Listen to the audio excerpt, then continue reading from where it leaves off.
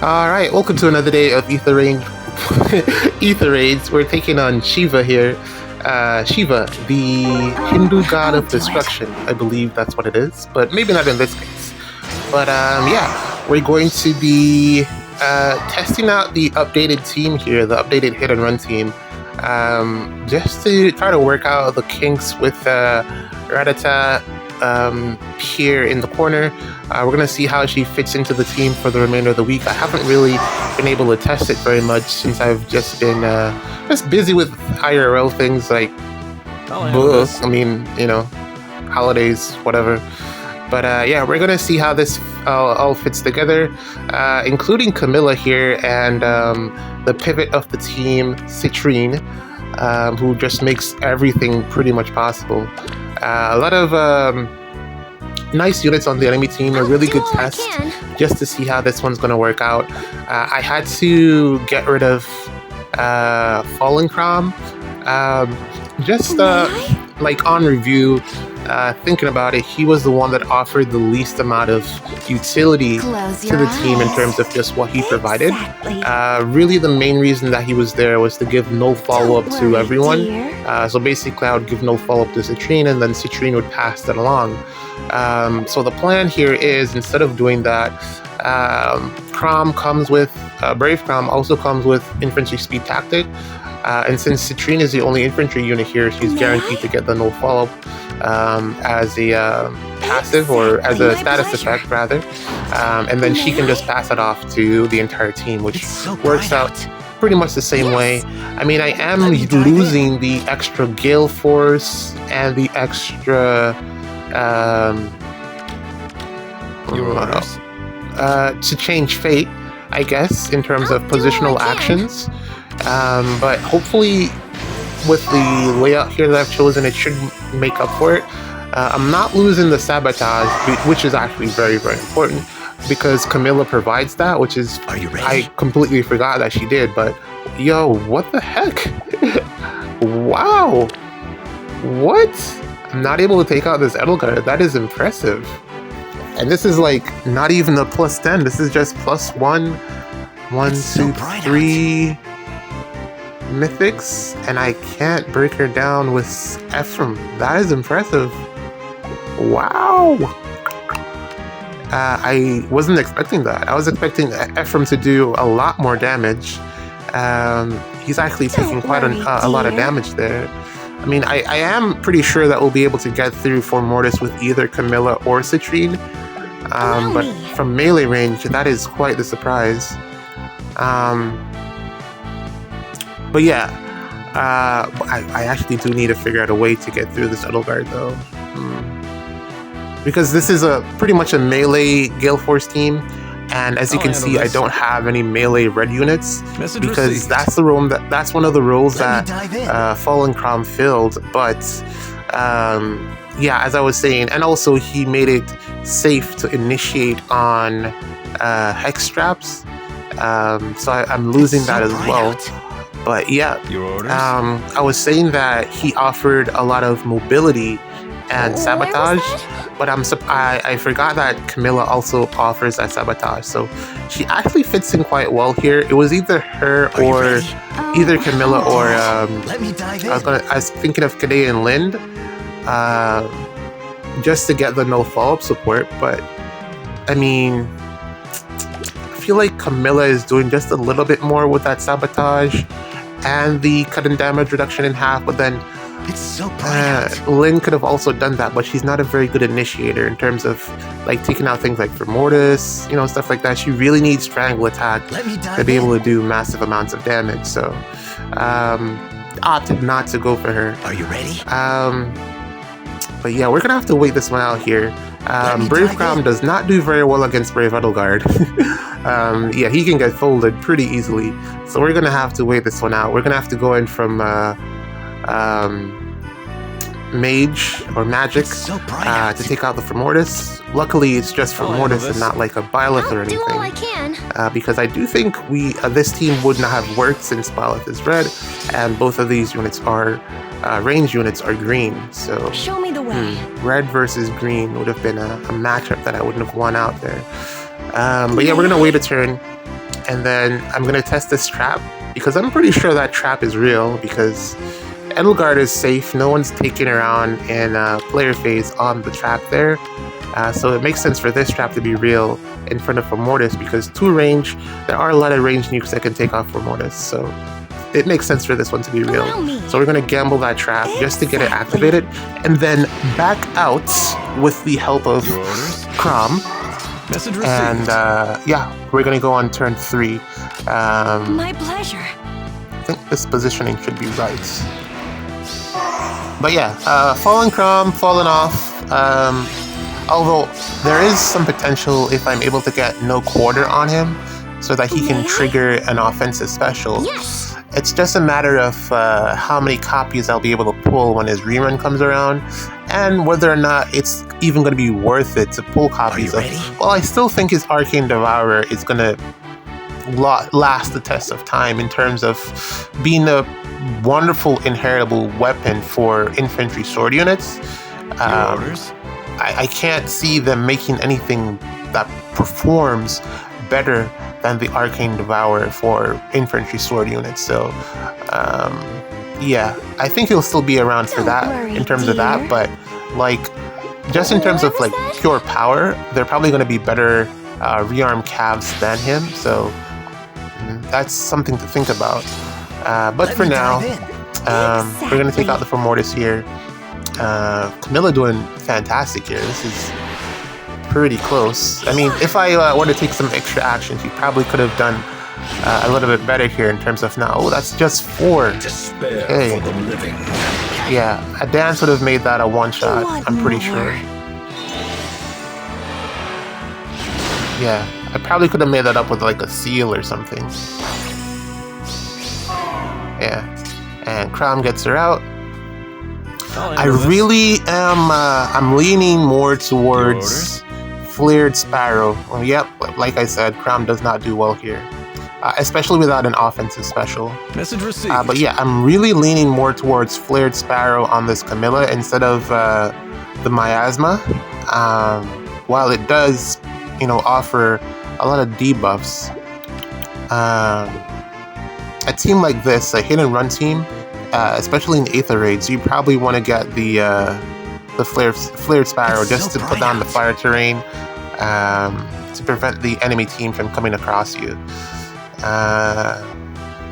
But I don't have the fodder yet, and if I drop the Miasma, I'd have to put something else there, and I don't know what I would put there just yet. It's not like I have any extra Oath skill or any extra guidance skills lying around, so it's just gonna have to stay there for now.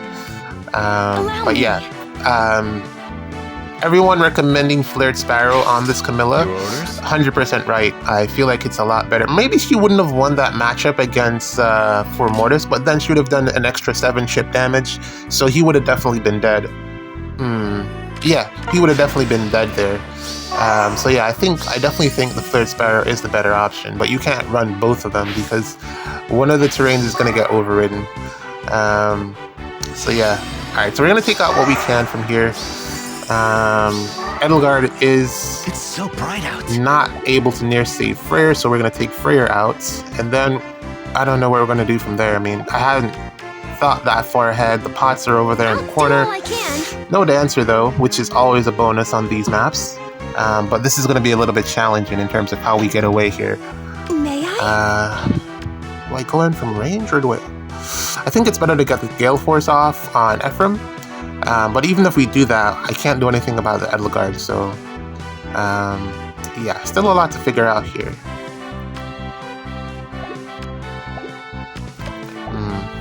What do I do here? Message received. I haven't even like really tested the team out, so I don't know like all the matchups just yet. So this is like my first time using the team really. And the thing is, Camilla won't be a permanent addition, so are you ready? What will I do when Camilla is no longer available? I'll handle this. It's so bright out. Yeah. Is that like another dancer slot, or do I get someone to replace Fallen Crom entirely? Show me the way. And he is like a very useful unit, Exactly. but Sabotage is such a good skill, which is one of his main roles. And then there's it to change fate. It's just a lot to consider. I really don't know what to do with that specific role. I might even just put him back on the team. I mean, who knows? Pleasure. I mean, by then... Oh, wait. Rattata is going to be bonus for a month, isn't she? That sucks. Alright. Well, this month is water season, so at least I'll always be able to use Camilla. For this month, at least. So I think this team will be pretty much set as it is moving forward for this month. But then after that, I'm going to have to figure some stuff out. One of the main reasons for the change was, again, this Edelgard problem right here. The save units are going to get so much stronger, I'm anticipating. And I'm going to have to, as I said, like last week, adjust my melee teams to account for that. There isn't a lot of leeway in terms of not getting the kill in one shot with Gale Force, so we're going to have to continue to upgrade the team as time progresses. I'm considering just breaking the structure just to prevent the warping, but also I'm going to be killing Cordelia, so there shouldn't be any warping. So I don't know what options I'm going to take here. I'm probably just going to break it and move Rattata to a spot there just to block Edelgard from warping in. We'll see what happens there, but that's just some of the thought processes that I'm having right now. Exactly.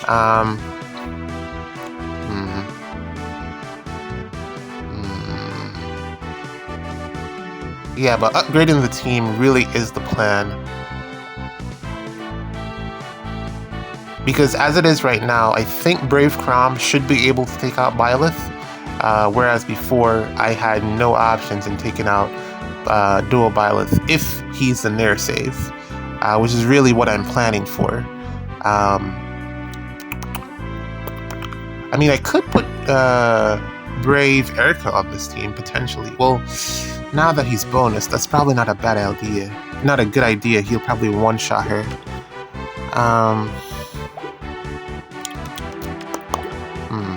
Unless I had a pre-charge special.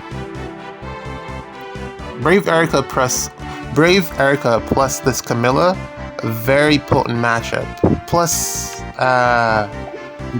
Brave Robin. Yeah, very good team there. Very good pairing. I'm just gonna go in on this Crom here and take him out. And then what I want to do is I'm going to leave Camilla in this position so that I can potentially dance her to attack again. Okay. Oh, okay, I forgot about the 7 chip damage. Okay. Alright. Break that. Cancel up. Show me the way. And then take out Cordelia. Still can't kill Edelgard. Yeah, take out Cordelia and then reposition Citrine down.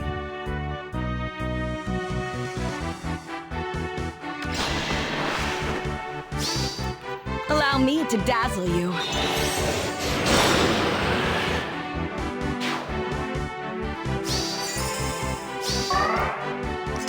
And then I'll cancel Ephraim one to the right.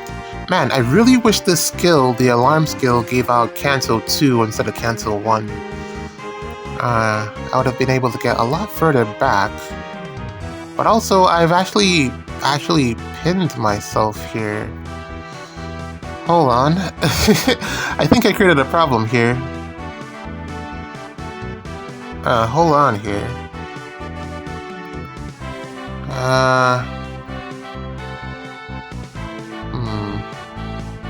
I think I should have actually taken out Brave Edelgard instead.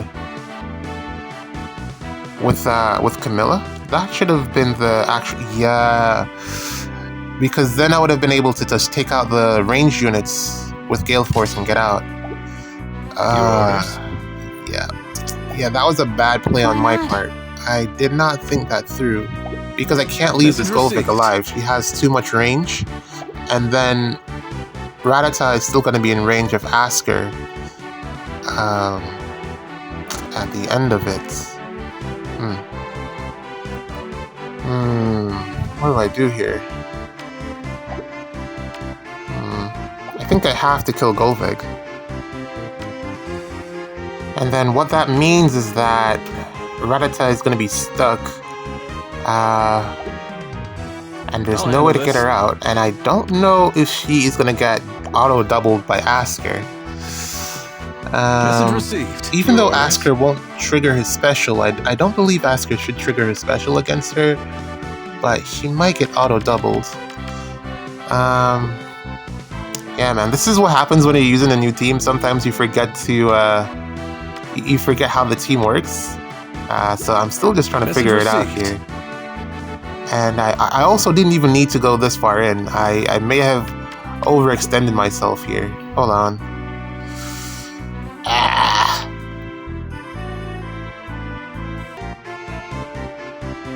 Alright, I've thought about it long enough. We're gonna commit with Rattata. We're gonna take out Golvig. And basically, Rattata is gonna have to tank Asker. There's no going around it. I don't know if she's gonna be able to live or if she gets auto-doubled. So we're gonna have to find out how that matchup works. Because she's the only one in range, and I can't reach. And even if I could, I wouldn't have been able to take out Edelgard. No matter the amount of combats, and then Chrom would have been stuck there as well. So all in all, this is really the best option. It's pretty to look at the map though. There's so many different terrains going on here. But here comes Asker. Let's see what he does. Fingers crossed. Ooh, he doesn't double. Okay, so she should definitely get some damage reduction here. And she wouldn't have lived the Ignis either, because I don't think she has full DR on every hit. I think maybe it's just like half DR. How did she get that? No follow-up. Is it in her? No? It's not in the weapon, I'm pretty sure. So that means... Okay, there we go. Okay. No follow-up. Alright, nice. That came in clutch. I didn't know that she had full no follow-up, so yeah, we didn't have to take 2 hits from Asker, which would have definitely taken her out. So this is pretty easy to close out now, because all we need to do is kill Edelgard, get the pots, and then close the show. Very, very lucky play here. I really made some misplays here in terms of just initiating overall. I think I went way too far in. And overextended the range of the advance of the team, which is something that I typically say never to do. So I'm very surprised that I didn't realize that I was doing that as I was doing it. But you have strong busted units. They typically compensate for your stupidity. So, or in this case, my stupidity. So all is well with the world. We're going to take out Asker here. We have a couple of options since he's solo and not as strong. But we're going to give it to Citrine just because she plays such a pivotal role to the team, and couldn't have done this without her. So there we have it. Team still works, barring some pretty big changes. But yeah, let's see how it works for the rest of the week. GG's. See you in the next one.